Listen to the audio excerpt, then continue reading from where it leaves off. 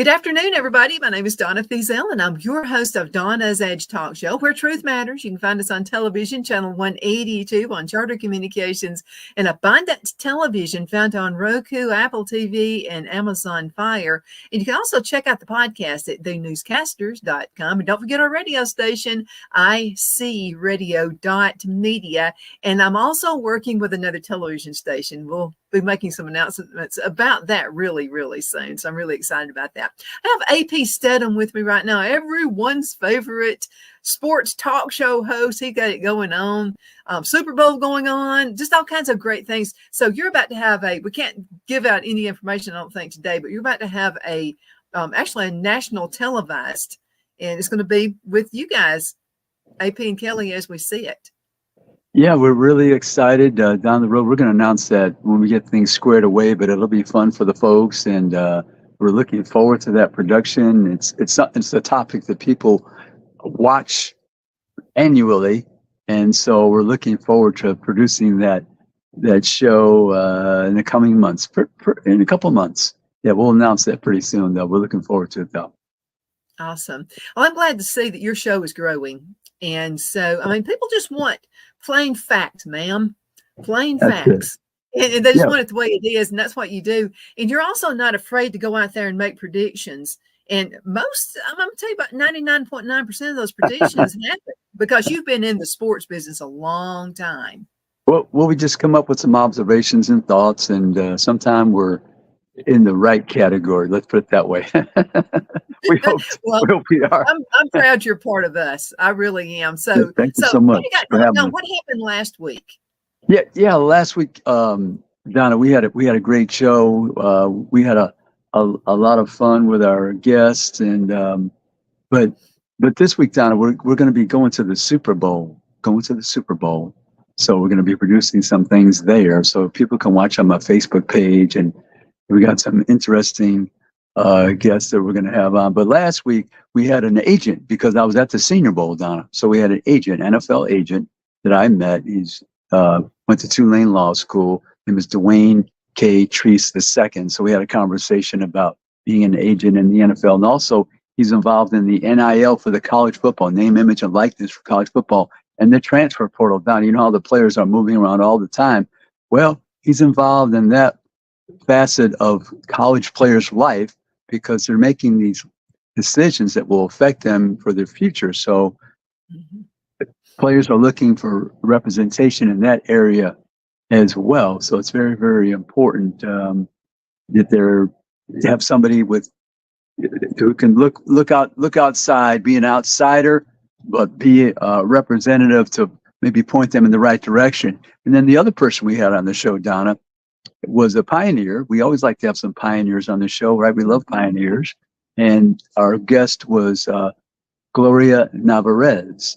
And Gloria is the first Hispanic, male or female, to lead a Division I conference. She's the commissioner of the Mountain West Conference. That's Air Force and Nevada and Wyoming, Fresno State.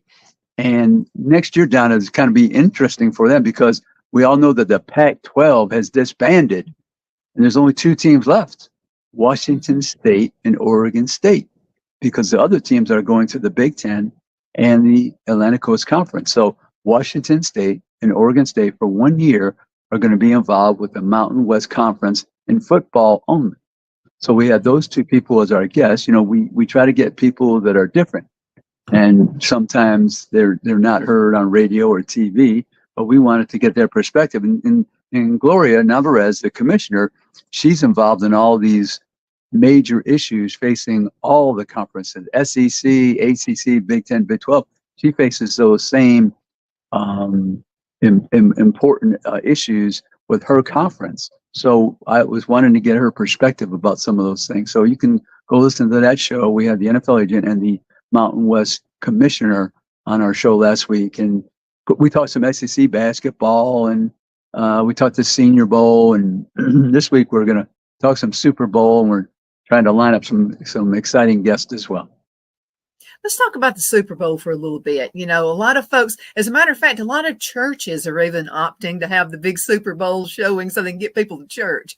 And so I Right. think it's a pretty good idea. But it's something that, I mean, my entire life, I've always heard about the Super Bowl. Right. And of course, our family, big football fans and what have you. So, and the Super Bowl has changed a little bit throughout the years. So, what are you seeing? What do you Yeah. enjoy about the Super Oh, Bowl? oh yeah, Don. I just want to remind people that we're on IC Radio every Friday, 4 p.m. Central. So we thank you so much for having our show on every Friday at 4 p.m. Central. IC Radio, APNKL as we see it. But the Super Bowl, Donna, I actually remember the very first Super Bowl played, and it's kind of interesting because I'm not even sure it was called the Super Bowl that first year, and the stadium was not sold out either, and it was on. Donna, think about this. It was on two networks simultaneously. Think, think about Wow. that, That because was big they, news. yeah, because they hadn't the NBC televised the American Football Conference, so they had the Super Bowl, and then CBS they did the National Football League, so it was the AFL versus the NFL at that time. So could you imagine the two different networks today broadcasting the Super Bowl?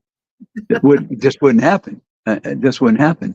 So that was, I think, an early memory for me for the Super Bowl. But these two Yeah, teams, but we Kansas didn't City, have we didn't have 500 channels either. right. That was it. Yeah. So there was only three major networks, and if you got lucky, there was some type of independent station. Maybe it was in your county or something. I don't know. Not everybody had an independent station. Some did, some didn't.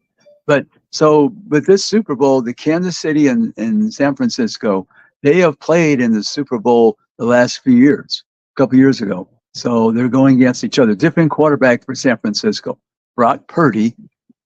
Donna, think about this. The last player in the draft, they have a special award called Mr. Irrelevant, and it's run based by it's a company that's based in Newport, California. And they're at the draft because I know the people. I've known them for many years. They actually announce it, and there's a big party and celebration, usually in June. They bring that player to Newport, California, have a parade, and it's a lot of fun. But anyway, he's the starting quarterback in the Super Bowl, Mr. Irrelevant. Now, that's a sensational story. And of course, Patrick Mahomes for Kansas City, everybody knows him. You know, MVP type player. This is his fourth Super Bowl in 6 years. So, but San Francisco and Kansas City will play against each other. Last time it was Jimmy Garoppolo was the quarterback for San Francisco. This time, Brock Purdy out of Iowa State. So Kansas City is going to be favored. San Francisco, you know, they have a lot of offensive people on the perimeter that are very good. You know, Debo Samuel from South Carolina SEC school, Christian McCaffrey from Stanford, outstanding running back, and he's quick, he's fast. He can run 90 yards for a touchdown. He can take it long distances. He can catch the ball. He's an exceptional receiver. So they have good people, skilled people in San Francisco, as does Kansas City. But Patrick Mahomes, if you can corral him down, you've got a chance to win. But they're the favorite, and San Francisco is the underdog. And it's going to be played in Las Vegas for the very first time, Donna.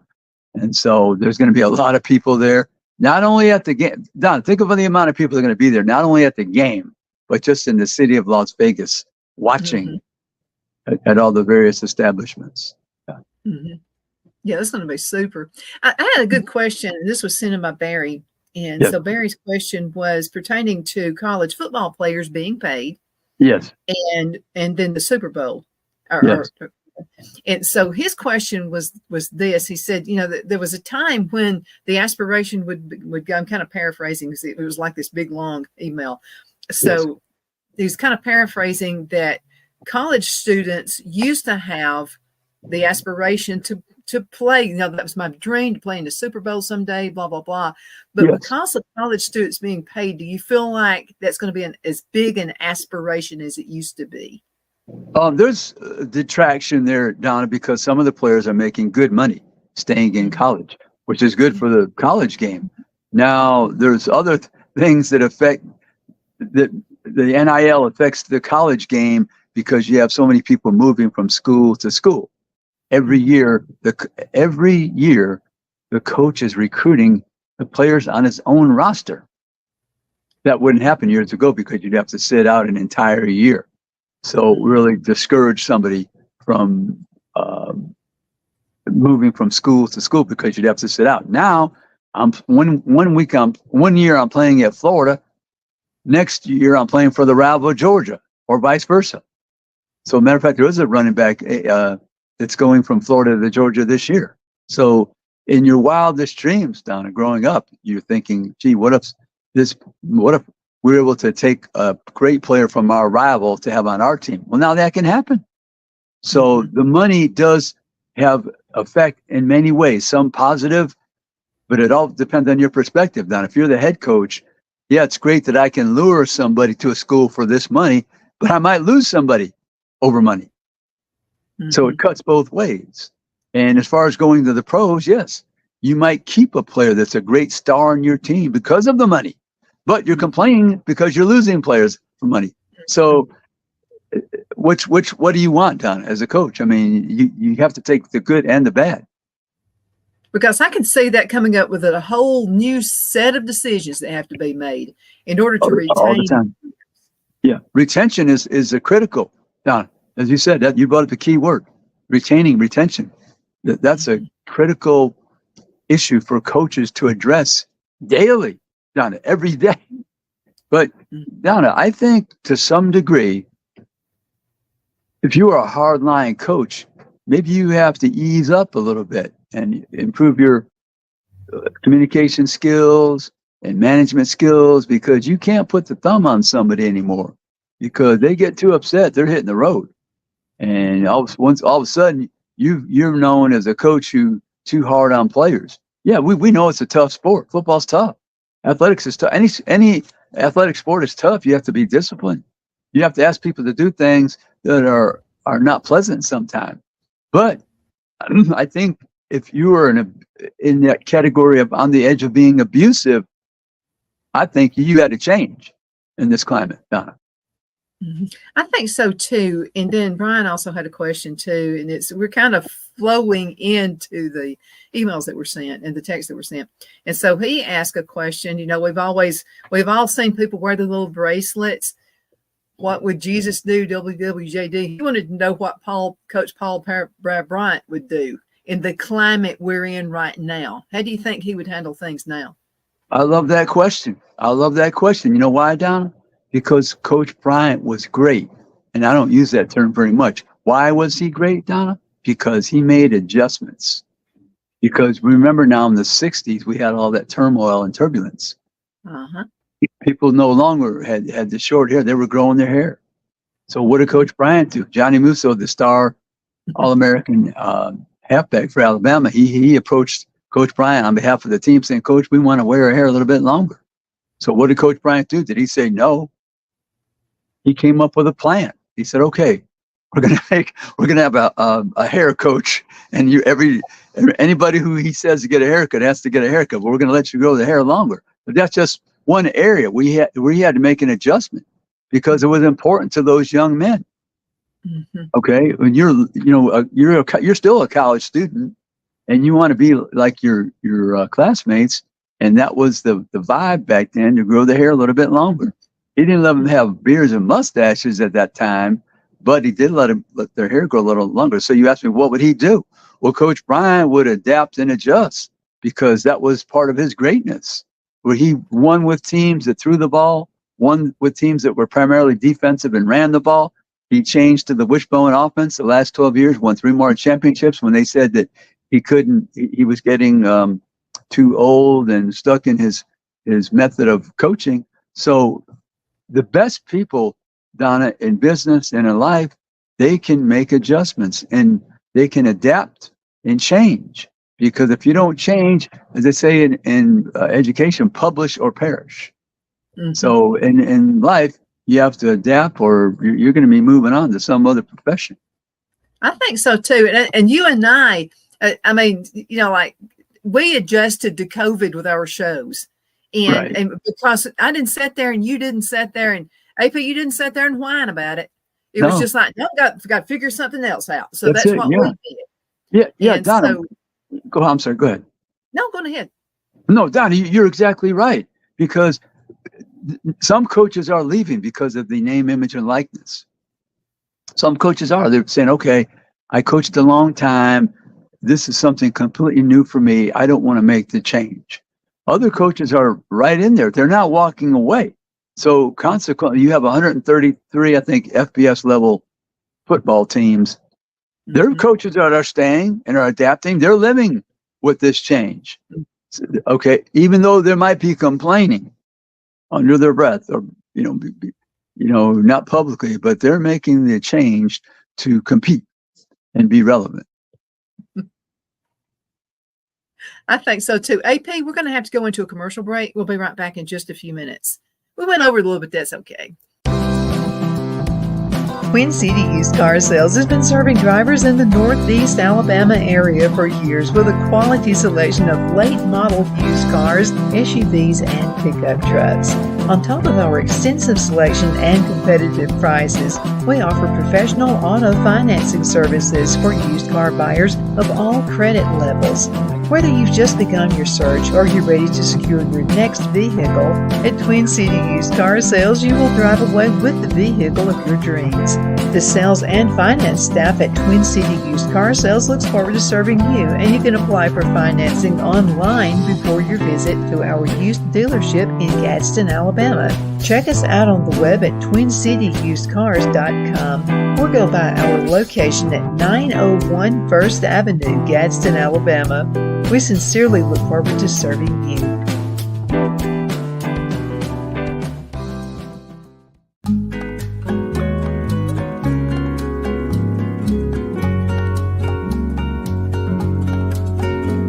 At Lamone's Mexican Restaurant, located in Henniger, Alabama, and voted Best Mexican Restaurant of DeKalb County, Alabama 2020, we're here to serve you with authentic Mexican cuisine. Order easily online by going to lamonsmex.com or call 256-657-3999 to place your order. We're open Sunday through Thursday 11 a.m. to 9 p.m. and Friday and Saturday 11 a.m. to 10 p.m. Whether you're celebrating a cozy date night for two or a celebration for a crowd, at Lamone's you'll love our atmosphere and friendly servers. Thank you for dining with Lamone's Mexican Restaurant.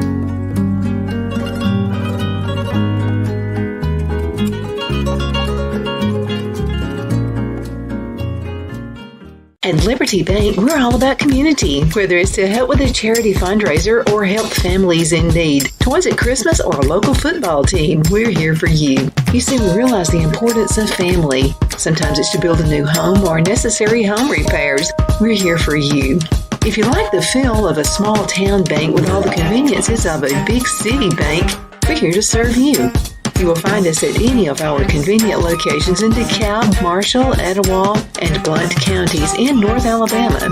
You can call and speak with any of our friendly staff at 256-659-2175 or check us out on the web at libertybankal.com.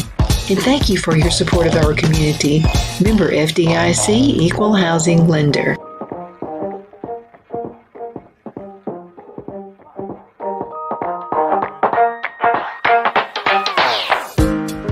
Jeff McCurdy of the McCurdy Law Firm has been a public service of this area for over 10 years. McCurdy, a member of the Henniger City Council, serves as prosecutor for the town of Sylvania and was named public defender for the city of Rainsville. The McCurdy Law Firm is located at 17326 Alabama Highway 75 in Henniger to better represent his Jackson and DeKalb County clients. If you need to be represented by a true public servant with proven success, call Jeff at 256-996-8701 or send a private email to mccurdylawfirm@gmail.com. No representation is made that the legal services performed is greater than the legal services performed by other lawyers.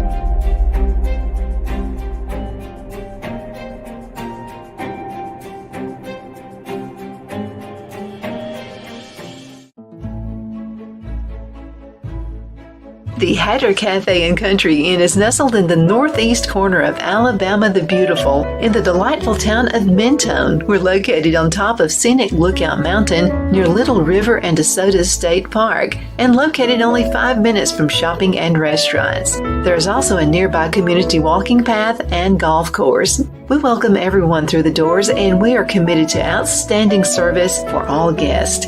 At the Hatter Cafe and Country Inn, we invite people from all walks of life to come and get away from it all, enjoy the open spaces, treetop views, fresh, clean air, and experience Southern hospitality at its finest. We look forward to hosting you. To reserve a special event, or if you would love a special getaway at the Country Inn, you can call us at 256-634-2018. Good afternoon. We're back. My name is Donna, and I am your host of Donna's Edge Talk Show. Thank you so much for watching every day. We appreciate you listening to us every day, Monday through Friday from 1 to 3 p.m. Central. I wanted to say special thanks to the Gadsden Mall. And so we'll be in Gadsden now once a week, probably soon going to be twice a week. So we appreciate the way that the Chamber of Commerce is taking us in. And so they are airing the show at this great, big, huge screen TV every single day in the lobby. And thank you guys at the Gadsden, Etowah County Chamber of Commerce for making that happen. And also Bobby Ledbetter at Twin City Used Cars is in Gadsden now. And I'm going to tell you what, when other folks can't get cars, he's getting them. So they're selling just numerous cars every day. So I want to thank you for supporting our sponsors as well. Got AP Steadham with me right now. He's a talk show host. AP and Kelly, as we see it, airs here, right here on our station, IC Radio, every football Friday at 4 p.m. Now that's Central Time.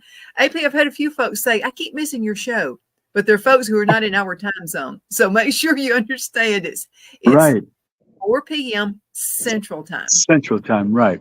And if they miss it, Donna, we are on Spotify. Every episode is archived, but we prefer for you that they will listen on Fridays at 4 p.m. Central on IC Radio every Friday.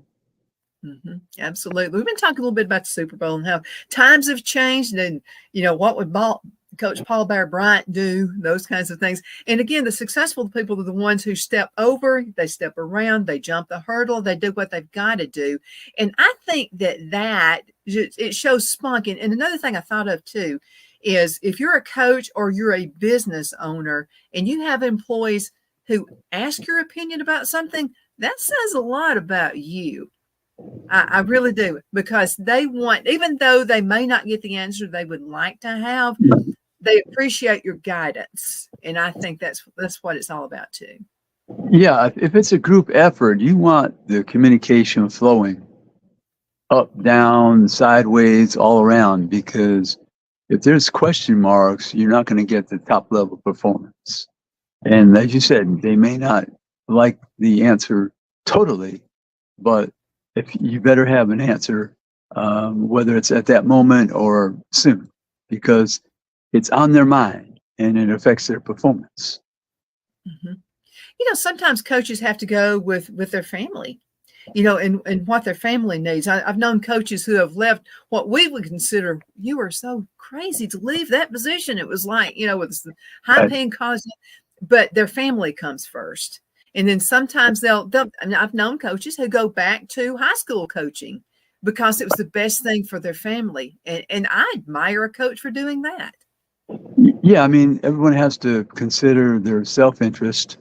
And if you're happy with the decisions you make for your family, for your self-interest, then moving forward, you're going to be 100% with your effort and your thoughts and all your abilities to accomplish goals. We knew this man in Anniston, and this guy could sing and play guitar like it was nobody's business. I mean, he could make the guitar talk. And so this is back in the days in the 1950s and the early 60s, the 40s and 50s and 60s. But Hank Williams, the old Hank Williams, wanted him as a guitarist and as a singer to be on his band, and he wouldn't do it.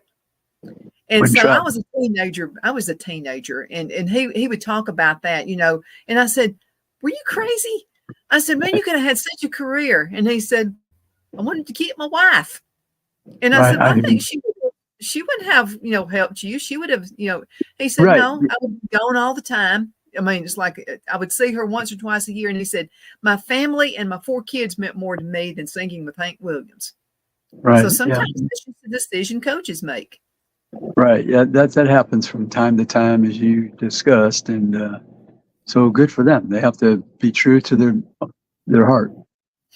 Well, the media usually wants to, like, why did someone make this decision? They want to Yes. like slicing you, and who cares? Like Saban, Yeah. it could have been just a simple thing. I just want to spend more time with my wife. I mean, it could have Yeah. just been something that simple. Yeah. He There was close doesn't to. have to be this huge reason. No, he's close to 50 years in the profession, so that's enough. And there's something about leaving. I keep bringing up Carol Burnett. So Carol Burnett ended the Carol Burnett show while they were on the top, and she was asked Right. about that. The news media was trying to make a big deal out of it. Maybe she Right. was, on something or whatever. And she said, "No, I just wanted to stop at the top. Right. It's better to stop at the top." Yeah. And Great memories. I Yeah. tend to think that's probably what Saban thought too. Well, it's time to go Yeah. anyway. I'm at the top, so let's just stop. Oh yeah. Yeah. He had a good year. Made the college football playoffs. He interrupted the 29-game winning streak for Georgia. They had the possibility to win 3 championships in a row. So he did some good things in his final season. Mm-hmm. Yeah, and then also when you've been very successful at something, the younger folks coming in can always come to you for advice, especially if you leave while you're at the top. Yes, absolutely, for sure. Okay, AP, only 2 minutes left in this segment. Man, it flew by. What would you like to say before we go? Okay, yeah, let's just run down the basketball really quickly. The men's basketball, Alabama at the top at 8-1, 16-6. South Carolina 7-2, 19-3. We're going to come back to them for a second. Auburn 7-2, 18-4 in the league. Tennessee is 6-2, 16-5. Ole Miss is 5-4, 18-4, and Kentucky 5-4, 15-6. Now, Donna, this South Carolina team, they did some amazing things. They beat Kentucky by 17 points at home. Then they went to Tennessee and beat Tennessee. So they're having a tremendous season. South Carolina, they're the biggest surprise in the conference right now, I think. And Alabama, after going 0-5 against some of the top teams in non-conference schedule, they won some non-conference games, but 0-5 against the best. They're sitting at 8-1 right now. They had 100 points again Saturday night. Tennessee beat Kentucky. Now that's a big rivalry. Beat Kentucky, put 100 points on them in Lexington, Kentucky. That was a huge win after scoring, I think it was 50-something points against South Carolina at home. Isn't that amazing? You get shut down at home and you have 100 against Kentucky on the road. So that was kind of a few interesting things that happened this past week in the college basketball. On the women's side, it's still South Carolina top undefeated. LSU still in the top. I think they're in the top 15 or something. Only 2 teams ranked and on the women's side. But on the men's side, they're in good stead.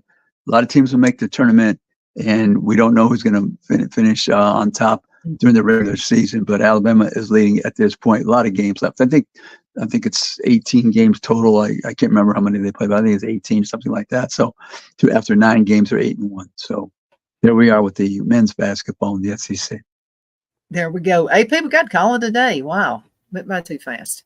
Thank you again so much. And thank you for being on the show with me, AP. It's always a pleasure. And thank you guys for listening to Donna's Edge Talk Show. I know you could be doing anything else, but you're watching us right now, and we definitely appreciate that. AP, good luck out there this week. I know you're going to be a success. Thank you. Thank you so much, Donna. We'll see you later. Everybody, we'll see you next time around.